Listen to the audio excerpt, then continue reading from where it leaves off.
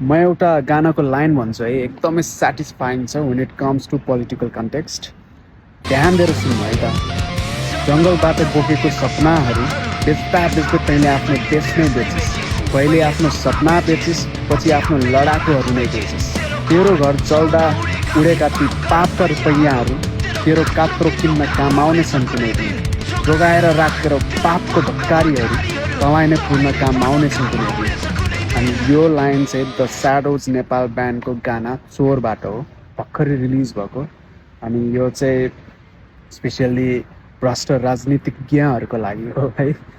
अनि एकदमै एकदमै दामी लाग्यो मलाई। अनि एउटा इन्ट्रेस्टिङ कुरा के छ भने द युनिभर्सिटी अफ क्विन्सल्यान्डको अध्ययन अनुसार हेभी मेटल सङ सुन्ने मानिसहरूमा चाहिँ आक्रोश, रिस, एङ्गरहरू चाहिँ एकदमै कम गर्न मद्दत गर्छ रे, एकदमै कम, इभन स्ट्रेस पनि।